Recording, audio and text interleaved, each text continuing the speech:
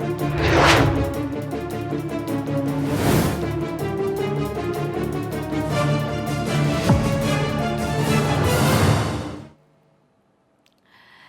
आपके साथ मैं हूं श्रद्धा। आप देख रहे हैं 5 की पड़ताल। नेपाल में हाल ही में आई तबाही के जख्म अभी हरे ही हैं कि एक नए और बड़े खतरे ने दस्तक दे दी है। तिब्बत में बनी ये खतरनाक बैरियर झील कभी भी टूट सकती है, जिससे नेपाल पर एक बार फिर विनाशकारी बाढ़ का खतरा मंडराता नजर आ रहा है। उधर इस त्रासदी के बीच नेपाल में मरने वालों का आंकड़ा 550 के पार हो चुका है और राहत बचाव कार्य युद्ध स्तर पर जारी है। लेकिन सबसे बड़ा सवाल ये है कि आखिर हिमालय क्षेत्रों में ये आपदाएं बार बार क्यों आ रही हैं? क्या इसके पीछे ग्लोबल वार्मिंग और अनियंत्रित विकास मुख्य वजह है? और ऐसे में भारत और नेपाल जैसे पड़ोसी देशों के लिए इससे निपटने की क्या रणनीति होनी चाहिए? नेपाल में आई तबाही का जख्म अभी भरा भी नहीं है कि अब एक और आफत का अलर्ट है। तिब्बत में बनी एक बैरियर झील ने नेपाल की टेंशन बढ़ा दी है। तिब्बत में एक झील में लगातार पानी जमा हो रहा है जो टूटने की कगार पर है। इस झील के फटने से नेपाल में फिर से विनाशकारी बाढ़ आ सकती है। चीन ने खतरे को देखते हुए रेस्क्यू ऑपरेशन कुछ देर के लिए रोक दिया है। हालांकि बाद में हालात का आकलन कर रेस्क्यू ऑपरेशन फिर से शुरू किया गया है। नेपाल में आए विनाशकारी सैलाब ने भारी तबाही मचाई है। ताजा रिपोर्ट के मुताबिक नेपाल में मृतकों की संख्या 538 तक पहुंच चुकी है, जबकि बड़ी संख्या में लोग अभी भी लापता हैं। लेकिन इस तबाही के बीच अब भी खतरा खत्म नहीं हुआ है, बल्कि एक नई मुसीबत सामने खड़ी है।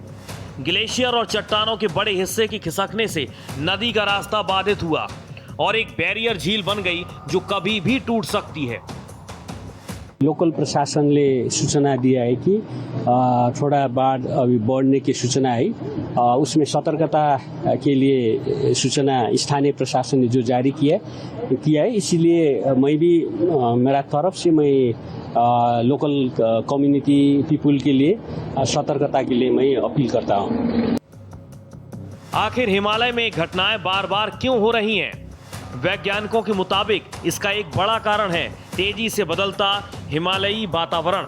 ग्लोबल वार्मिंग की वजह से ग्लेशियर पीछे हट रहे हैं। ऊंचाई वाले इलाकों में बर्फ और जमीन की स्थिरता प्रभावित हो रही है।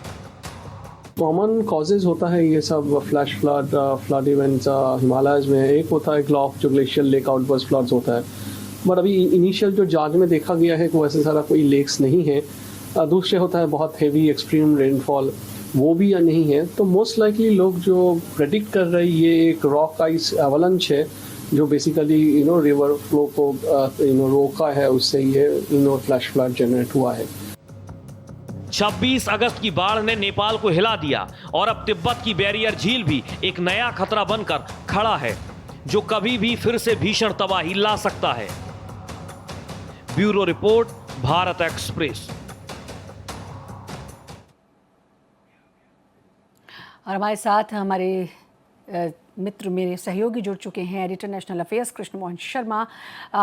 सर, हम पहले भी इस बारे में बात कर रहे थे इससे पहले एक बुलेटिन में, और अब भी मैं बात वहीं से जारी करूंगी, क्योंकि जो कुछ नेपाल इस समय भुगत रहा है, एक त्रासदी तो झेली और अभी भी संकट नहीं टला है। अभी भी 72 घंटे बहुत ही संकट भरे हैं, परेशानी भरे हैं, कुछ भी हो सकता है। ये इस स्थिति में नेपाल है। लेकिन इसको ज़रा मैं यहाँ से समझने की कोशिश करती हूँ। ये ग्लोबल वार्मिंग, इंसानी भूल, किस तरीके से इसको समझा जाए और किस तरीके से इस त्रासदी से हर कोई सबक ले।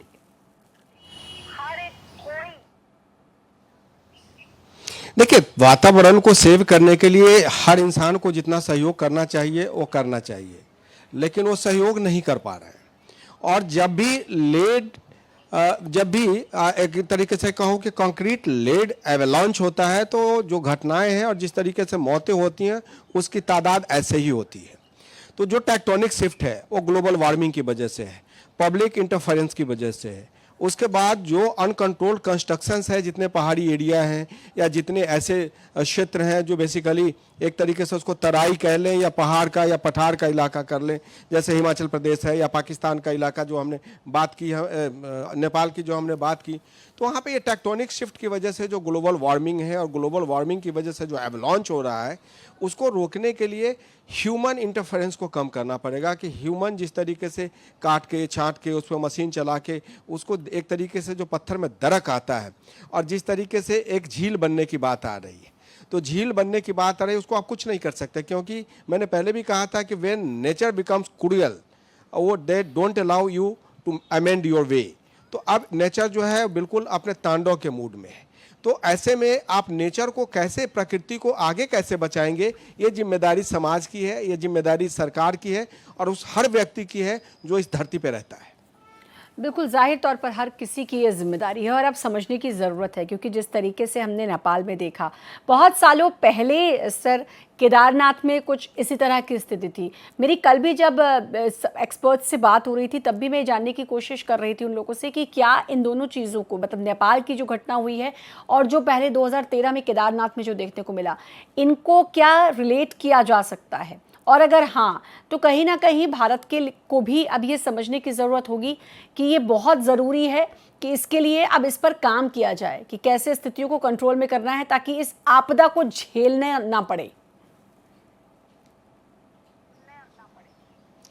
देखिए, अगर हम सिस्मिक जोन की बात करें, सिस्मिक जोन 1, 2, 3, 4, 5, तो दिल्ली 4 में है, जो हम बात कर रहे थे, जो पहाड़ी क्षेत्र है, जो पठार का क्षेत्र है, वो सिस्मिक जोन 4 और 5 के बीच में है। वहाँ पे इस तरीके की दुर्घटना होगी और इस तरीके की अगर दुर्घटना होगी तो उसे बचने का एकमात्र तरीका ये है कि आप उन क्षेत्रों में अपना घर न बनाएं, उस क्षेत्रों को आबादी का हिस्सा न बनाएं जहाँ पे एवलांच हो सकता है।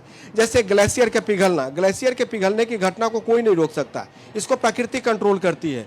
अगर एक्सेसिव रेन है उसको भी कोई नहीं रोक सकता, क्योंकि पूरा विश्व अल-नीनो से परेशान है। तो अल-नीनो का जो फैक्टर है वो क्या है कि एक इलाके में बहुत तेज बारिश हो जाएगी, उससे 1 किलोमीटर आगे बारिश नहीं होगी। तो जो टेक्टोनिक शिफ्ट है, जो ग्लोबल वार्मिंग है, ग्लोबल वार्मिंग की रिपोर्ट आ रही है कि टेम्परेचर जो है 2 से 3 डिग्री टेम्परेचर बढ़ गया है। तो ऐसे में बर्फ पिघलेगी, एरेटिक रेन का पैटर्न आपको दिखेगा। और जो मैं कह रहा था कि रॉक लेड एवलांच सबसे खतरनाक होता है कि एक आदमी के माथे पे किसी तरीके से पत्थर गिर गया तो डूबने से मरे न मरे, चोट लगने से मर जाएगा। तो ऐसे में जनता की भागीदारी, सरकार की सतर्कता और जो कंट्रोल करने वाली एजेंसी है उसको और सक्रिय होना पड़ेगा। बिल्कुल, बहुत ज़्यादा सक्रिय होना पड़ेगा। मैं भारत की विशेष तौर पर बात कर लूँ, हालांकि सवाल के साथ एक अपडेट जो है वो लोगों को दे ही देते हैं, क्योंकि 290 भारतीय लापता हैं अभी भी। हालांकि 60 से ज़्यादा भारतीयों को वहाँ पर बचाया गया है, लेकिन 30 से ज़्यादा देशों के लोग लापता हैं। मरने का जो आंकड़ा है मरने वालों का वो अब बढ़ चुका है, ये बहुत चिंताजनक है। अब अगर मैं भारत की बात कर लूँ, क्योंकि भारत भी अलर्ट पर है, बिहार और यूपी के कई ज़िले हैं जिनको अलर्ट पर रखा गया है। भारत ने स्पेशली डिज़ास्टर मैनेजमेंट की मैं सर बात करूँ तो आप बहुत अच्छे से जानते होंगे कि बीच में एक अलार्म था जिसकी टेस्टिंग भी हुई थी कि अगर कुछ भी ऐसी आपदा आती है तो वो अलार्म बजेगा और उससे समझा जाएगा कि भाई ये कुछ आपदा है, आप सुरक्षित जगह पर चले जाएँ। तो मैं इसको ऐसे समझ सकती हूँ कि ऑलरेडी भारत इस पर काम कर रहा है।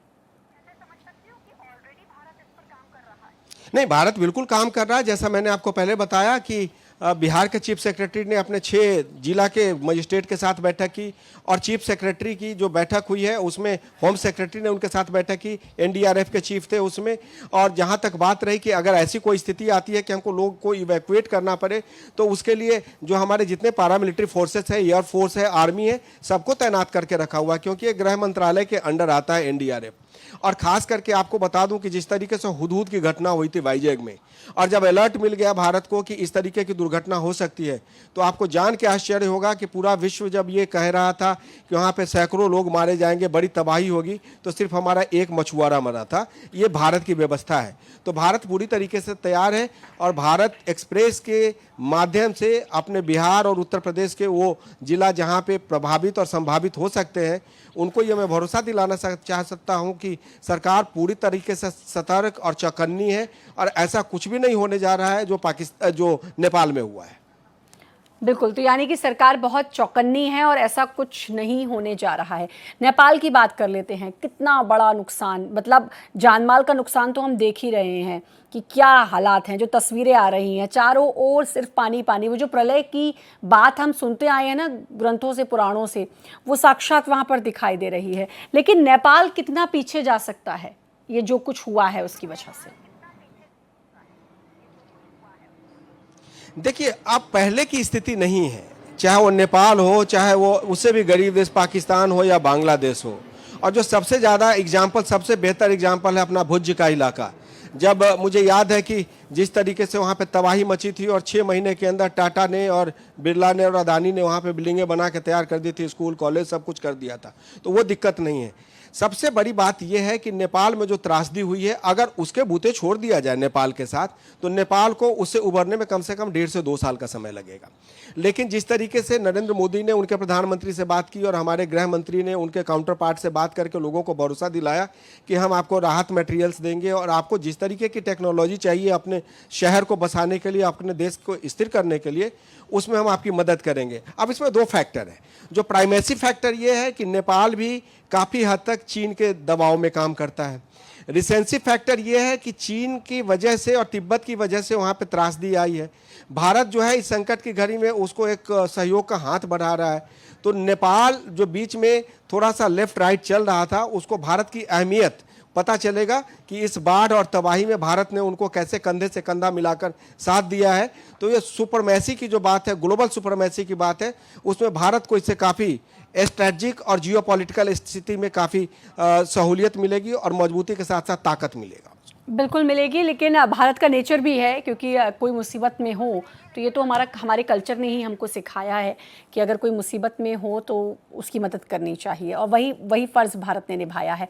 चाइना की भूमिका के बारे में मैं सर जानना चाहूँगी, आपसे समझना चाहूँगी, क्योंकि चाइना की क्या भूमिका, क्योंकि पहले जब ये इतनी बड़ी प्रलय आई तब ये भी कहा गया कि भाई चाइना ने कोई अलर्ट जारी नहीं किया। हालांकि अब चाइना ने एक अलर्ट जारी किया है कि 72 घंटे जो हैं वो परेशानी भरे हो सकते हैं। देखिए, चीन के साथ मजबूरी ये है कि जो उनका इलाका है, अगर उसकी हम ऊंचाई को और अल्टीट्यूड को अगर हम नाप लें तो भारत और नेपाल का जो हिस्सा है वो सब नीचे की तरफ आता है। तो ऐसे में अगर वहाँ पे कोई भी बारिश होगी, टेक्टोनिक शिफ्ट होगा, ग्लेशियर का पिघलना होगा, तो पानी नीचे आएगा। तो पानी की रफ्तार को आप रोक नहीं सकते। और चीन बेशक एक विकसित राष्ट्र हो, लेकिन अभी इतना विकसित नहीं हुआ है कि वो प्रकृति के प्रलय को रोक ले और वो अपने पानी को कंटेन कर ले। चीन का दोहरा चरित्र ऐसे पता चलता है कि जब लोगों को पानी पीने की ज़रूरत होती है तो ब्रह्मपुत्रा से लेकर तमाम डैम को वो सुखा देता है, कहता है कि नहीं, हमारे देश के लोगों को पीने के लिए पानी चाहिए। और जब वहाँ पे तबाही आती है तो हमारी तरफ या नेपाल की तरफ या जो बाकी कंट्रीज हैं उनकी तरफ वो अपने झील को और अपने जो उनके बैरियर्स हैं उनको वो खोल देता है। तो जो चीन का बेसिकली जो एक दोहरा चरित्र है वो हमेशा लोगों को समझना चाहिए, और ये समझना चाहिए कि चीन किसी का सगा नहीं है, वो सिर्फ अपना विकास देखता है। हमारे प्रधानमंत्री कहते हैं कि हम विश्व का विकास चाहते हैं, विश्व के साथ आगे बढ़ना चाहते हैं, और चीन कहता है कि विश्व उनको बढ़ने में साथ दे, वो किसी को नहीं बढ़ने देना चाहते हैं। तो इस मामले में चीन की क्या भूमिका समझी जा सकती है? ये जो कुछ नेपाल में हुआ है, किस तरीके से, अगर हम विदेश नीति के हिसाब से समझें, जियोपॉलिटिकल के हिसाब से समझें, कैसे यहाँ पर चीन की भूमिका को समझा जा सकता है? चीन की भूमिका को फिलहाल ऐसे समझा जाए कि ये नेचुरल डिजास्टर है, उसमें चीन चाह के भी कुछ नहीं कर सकता था। और दूसरी बात कि नेपाल उतना टेक्निकली इक्विप्ड नहीं है कि वो अपने लोगों को रातों रात इवैक्यूएट करवा लिया होता। और दूसरी बात ये है कि सरकार की बात जनता सुनती कहाँ है। अगर सरकार कह भी दे कि आप इस इलाके से हट जाइए तो जनता कह लेती है अच्छा एक दिन और रह लेते हैं, हम सरकार की बात क्यों सुने, हमने टैक्स दिया है। तो बहुत सारी चीज़ें हैं जिसमें उसमें हम ना फंसे। तो इसमें जो दुर्घटना हुई है उसमें चीन की लापरवाही इतनी है कि उसको अलर्ट दे देना चाहिए था। वो 7 दिन 8 दिन पहले अलर्ट दे सकता था, लेकिन चीन ने अभी 24 घंटे के पहले एक अलर्ट जारी किया है। तो इससे ये पता चलता है कि चीन को दूसरे के जीवन से, दूसरे की बर्बादी से, दूसरे राष्ट्र या राज्य के विकास से कोई इंटरेस्ट नहीं है। उसका इंटरेस्ट ये है कि उसकी पॉलिटिकल सुपरमेसी पूरे विश्व में बरकरार रहे। जैसे अमेरिका अपना वेस्ट में जिस तरीके से वो दिखाता है, वैसे ये चाहता है चीन कि आसपास के जितने पड़ोसी देश हैं उस पर उसका एक तरीके से कब्जा रहे। अगर आप नहीं मानोगे तो डरा के, डराओगे नहीं तो षड्यंत्र से। तो इसमें चीन को बहुत ज़्यादा हम दोषी इसलिए नहीं ठहरा सकते हैं क्योंकि ये नेचुरल डिजास्टर है, और अगर एक्सेसिव रेन है या 30 लाख क्यूबिक मीटर बर्फ़ के पिघलने की बात है और बर्फ़ पिघल जाएगी तो उसमें चीन क्या कर लेगा, और अगर भारत के पास ऐसी स्थिति होती तो भारत ही क्या कर लेता उसमें। बिल्कुल, तो इसमें और कदम उठाने की ज़रूरत है कि आने वाले भविष्य में ऐसा कुछ ना हो। सबक लेने की ज़रूरत है। बेसिकली अगर मैं ये कहूँ तो शायद गलत नहीं होगी कि हर किसी को सबक लेने की ज़रूरत है इससे। बहुत बहुत शुक्रिया सर आपका तमाम जानकारी देने के लिए। नेपाल में अचानक आई बाढ़ से हालात अभी भी सुधरे नहीं हैं। भीषण बाढ़ के बाद हर तरफ तबाही का मंजर है। बाढ़ में सब कुछ बह गया, लोग, गाड़ियां, सब कुछ ताश की पत्तों की तरह बह गए। भीषण बाढ़ अपने साथ भारी मात्रा में कीचड़ और मलबा बहा कर लेकर आए, जिससे कई आवासीय क्षेत्र तबाह हो गए, घर दब गए, कई सड़कें मलबे में तब्दील हो गई, सैकड़ों लोग अभी भी लापता हैं। हम आपको नेपाल जल प्रलय की 10 सबसे भयावह तस्वीरें दिखाएंगे जो हालात की गंभीरता को दर्शाती हैं।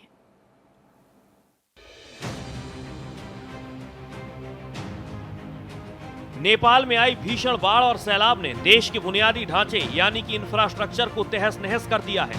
इस जल प्रलय ने सिर्फ बस्तियों को ही नहीं उजाड़ा, बल्कि सड़क, पुल, बिजली, बैंकिंग और टेलीकॉम नेटवर्क की कमर तोड़कर रख दी है। बाढ़ के चलते 11 प्रमुख हाइड्रो पावर प्लांट पूरी तरह क्षतिग्रस्त हो गए हैं, जिससे राष्ट्रीय ग्रिड से 431 मेगावाट बिजली उत्पादन पूरी तरह बाहर हो गया है। बाढ़ के तेज बहाव में 20 से ज्यादा सस्पेंशन और मोटरेबल पुल बह गए हैं, जिनमें धादिंग बेशी को जोड़ने वाला मुख्य पुल भी शामिल है। इसके अलावा 19 अन्य पुल और करीब 40 किलोमीटर सड़कों को भारी नुकसान पहुंचा है। रास्ते टूटने और पुल बह जाने के कारण कई संवेदनशील और दूर दराज के इलाकों का संपर्क पूरी तरह कट गया है।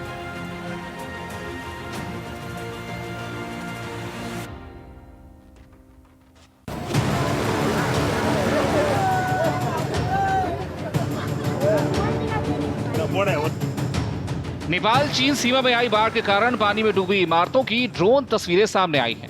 ये तस्वीर किसी के भी मन में डर पैदा करने के लिए काफी है। इन तस्वीरों में जहां भी आपकी नजर जाएगी वहां सिर्फ आपको पानी और मलबा ही नजर आएगा।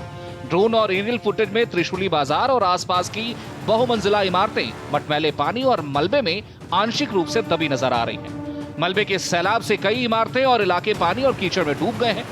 नेपाल के उत्तरी रसुआ और नुआकोट जिलों में अभी भी भारी तबाही मची है, जहां उफनती नदियों और भूस्खलन के कारण कई बहुमंजिला इमारतें पानी और गाद में डूब गई हैं। सामने आए एरियल ड्रोन विजुअल्स में नदी किनारे की बस्तियां, सड़कें और गाड़ियां मलबे और पानी के तेज बहाव में पूरी तरह से घिरे नजर आ रहे हैं।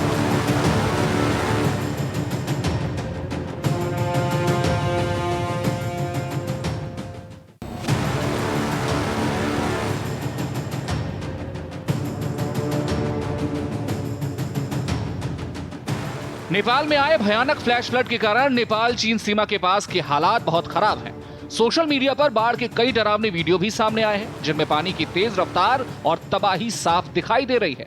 इसी बीच सोशल मीडिया पर एक वीडियो भी वायरल हो रहा है, जहां पार्किंग में खड़ी सैकड़ों गाड़ियां, बसें और कारें पानी के तेज सैलाब में खिलौनों की तरह बह गई।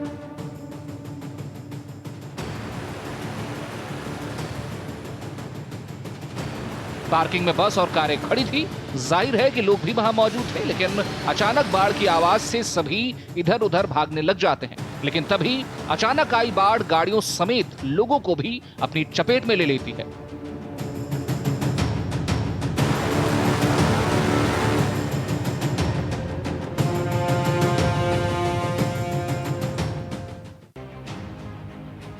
नेपाल में आई विनाशकारी बाढ़ और भूस्खलन के बीच एक बेहद दर्दनाक रेस्क्यू वीडियो सामने आया है।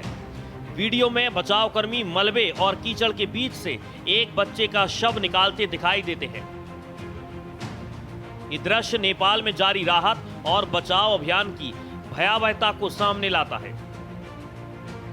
प्राकृतिक आपदा के बाद कई लोग अभी भी लापता बताए जा रहे हैं और बचावकर्मी मुश्किल मौसम, मलबे और क्षतिग्रस्त रास्तों के बीच लगातार तलाश में जुटे हुए हैं।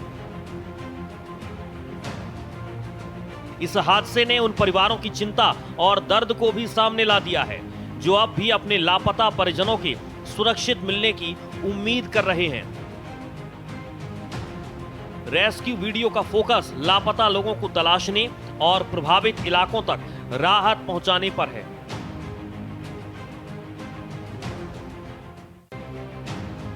नेपाल में अचानक आए सैलाब ने बस्तियों, सड़कों और दूसरी जरूरी सुविधाओं को नुकसान पहुंचाया है। इसी बीच अब एक ऐसा वीडियो सामने आया है जिसने लोगों का ध्यान अपनी ओर खींच लिया है। वीडियो में कुछ हाथी तेज बहाव वाले बाढ़ के पानी में फंसे नजर आ रहे हैं। ये बेजुबान जानवर पानी की लहरों के बीच खुद को बचाने और सुरक्षित जगह तक पहुंचने की कोशिश करते दिखाई दे रहे हैं।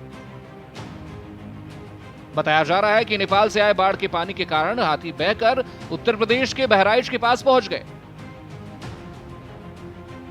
वीडियो सामने आने के बाद सोशल मीडिया यूजर्स हाथियों की सलामती को लेकर चिंता जता रहे हैं और उनके सुरक्षित रेस्क्यू की उम्मीद कर रहे हैं।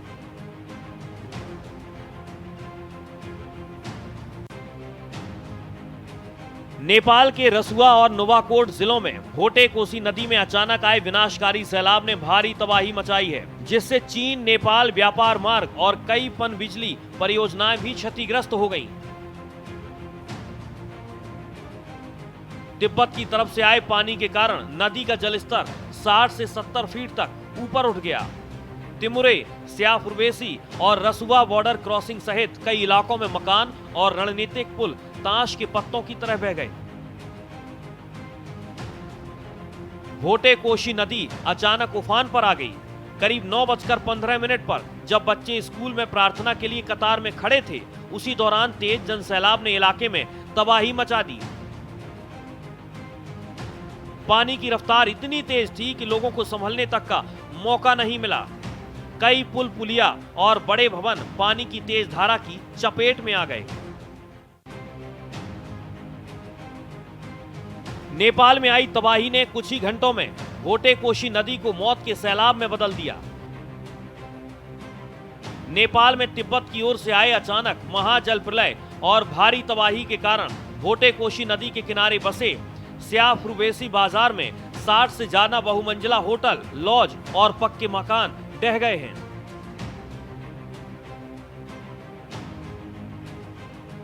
तेज बहाव के साथ आए पानी और मलबे ने रास्ते में आने वाले बाजारों, घर, पुल और सड़कों को अपनी चपेट में ले लिया। लांगटांग ट्रैकिंग और पर्यटन के मशहूर इस इलाके में अचानक आए तेज बहाव ने भारी तबाही मचाई। पानी और बड़े बड़े बोल्डर्स के दबाव से कई इमारतें सीधे नदी में समा गईं। भूस्खलन के कारण सेना का मुख्य हेलीपैड भी प्रभावित हुआ है। नेपाल चीन सीमा पर अचानक आए विनाशकारी सैलाब और बाढ़ के कारण प्रमुख व्यापारिक और आवाजाही मार्ग पूरी तरह क्षतिग्रस्त हो गया है, जिससे यात्रियों और वाहनों की आवाजाही अनिश्चित काल के लिए थम गई है। सीमा मार्ग बंद होने का असर बाढ़ से नेपाल चीन सीमा का प्रमुख रास्ता भी प्रभावित हुआ है, जिससे यात्रियों को भारी परेशानी हो रही है। भोटे कोशी नदी में आए उफान और भूस्खलन से चीन सीमा को जोड़ने वाले कई अहम मार्ग और पक्के पुल बह गए हैं।